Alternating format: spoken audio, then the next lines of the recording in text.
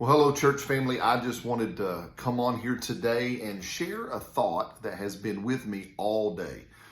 Really, ever since I got up early this morning, it's just been rolling around in me and just growing and developing. And I just want to bring it and encourage us with this. And it's this thought here that we as a church family, Life of Faith North, and each of us in our own families would increasingly grow in our expectation of God, our expectation from God. Old missionary way back in the day, I think it was William Carey, said this once. He said, expect great things from God and attempt great things for God. And that first part about expect great things from God has been the phrase that has been with me all day. To expect, am I expecting God to just show up, to show out, to just do some great things in my day today, to do some great things in the Holloman household, to do great things here in our church, to do great things in our world, in our country, in our culture. And it just really has been a challenge that I want to put out to us as a church family to have a great expectation from God, to really make a habit, a practice of every day expecting great things from God. So in doing that, as many times as you guys know I do, I went to Pastor Google and I just Googled, hey, verses on expecting things from God. And it really jumped out. This one jumped out to me that came up that I hadn't really read before. It's from the book of Isaiah. So I'm going to read it in the Amplified Classic, and then we're going to back up and kind of unpack it a little bit. And then I would just ask us to meditate on what God says to you, to each one of us. But here's the verse, Isaiah chapter 30, verse 18. But you would not, and we're going to come back to that, but you would not, and therefore the Lord earnestly waits, expecting, looking, and longing to be gracious to you. Notice that phrase, therefore the Lord earnestly is expecting, he is earnestly looking, he is earnestly longing to be gracious to you. Did you know that God has an expectation as well? I know many times we sit there like we said that I'm expecting from him, but this verse starts out saying God has an expectation. And his expectation is he is going to be gracious to you. He is expecting to be gracious. He is looking to be gracious. I love this. He is longing to be gracious to you and I. That is God's expectation.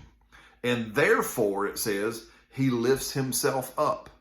That phrase there, I got to underline here in this note. Therefore, because of God's expectation, then he, God, lifts himself up, or in my brain it's like this. So therefore, because that's his expectation, God gets up and shows out.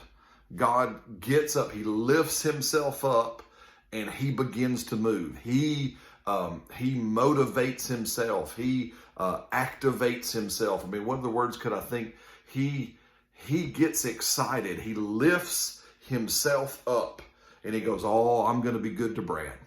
Oh, I'm going to be good to Life of Faith North. Oh, I'm going to be good to all these families. Man, I am going to be good. I have lifted myself up because I, God, have an expectation of graciousness.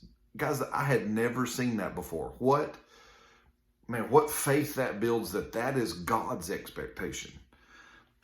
It says this, he lifts himself up that he may have mercy on you and show loving kindness to you.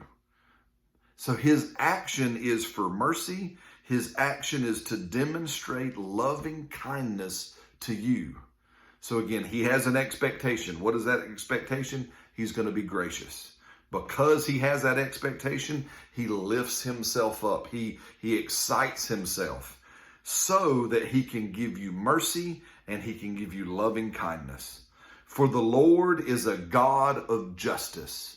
Now, isn't that interesting? And here in this phrase, God is a God of justice, because he wants to be gracious and because he wants to be merciful and show loving kindness. So therefore, in this verse, he is saying, my justice looks like graciousness, it looks like mercy, and it looks like loving kindness. Isn't that neat? It doesn't say he's the God of justice. That's why he's mad. That's why he is going to pour out some punishment. That's why he's going to get you. No, he says, I am a God of justice because I have an expectation of graciousness and because I am lifting myself up to do mercy and loving kindness. Then it says, blessed, happy, fortunate, and to be envied are all of those then who earnestly wait on him or wait for him. Guys, listen, we can wait on the Lord. We can have patience. We can endure. We can, bear with the days when it seems like, man, where is God? Why hasn't he come through? Why isn't he here? Why can we have this patience? Because of his expectation for us. He has an expectation of himself for us that, again, is gracious, it's mercy, it's loving kindness. So therefore, we can wait. And to me, when I was thinking about this today, it's like, at the time I'm recording this, we're in the month of October, so we're approaching Christmas, and it's like a child waiting on Christmas. The child is patiently, yet excitedly, eagerly waiting for the day for Christmas to get here. And so God says, man, blessed are those who are waiting for me to do what my expectation is for them.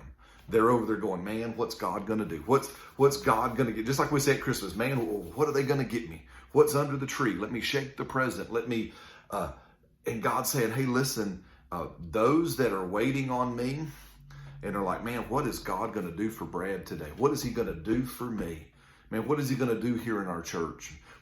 How is he going to show up? How is his graciousness? How is his mercy? How is his loving kindness going to be revealed this week for us? How is it going to be for your family?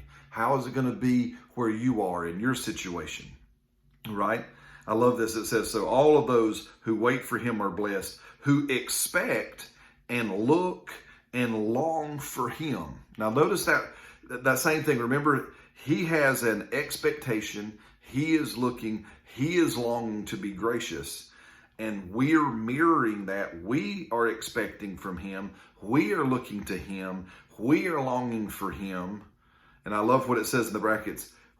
We are expecting, looking, and longing for his victory, for his favor, for his love, for his peace, for his joy, for his matchless, unbroken companionship or friendship.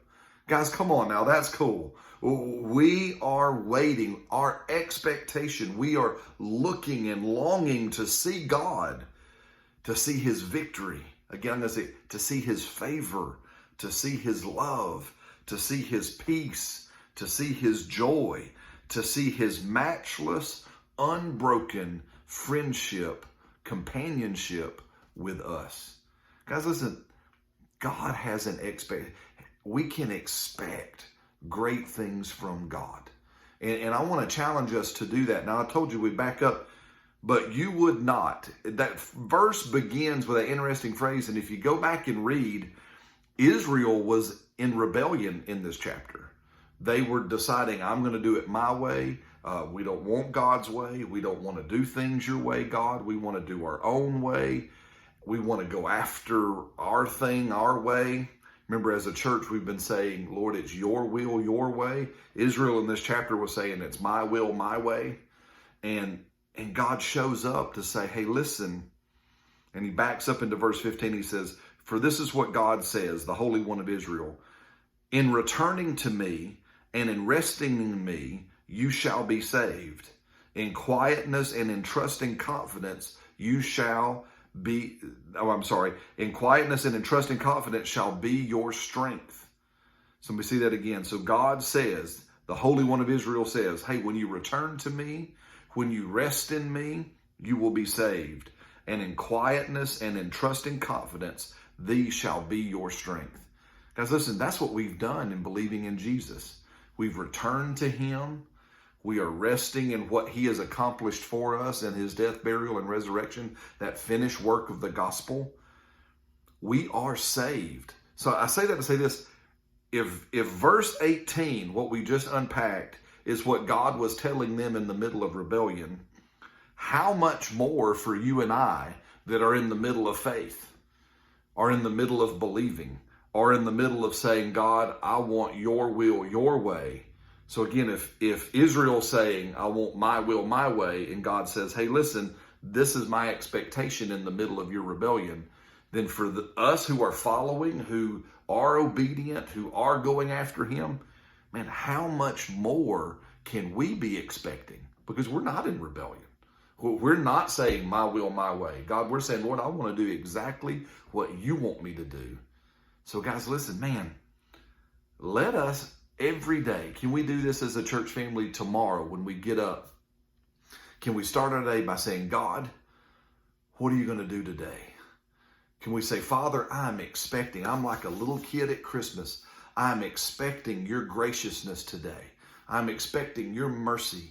I'm expecting your loving kindness. Lord, you said, I'm longing to see your victory in my life today. I am longing to see your favor in my job, in my home. I am longing to see your love acted out through me and in me. I am longing to experience your peace and experience your joy. Lord, I am longing to live today.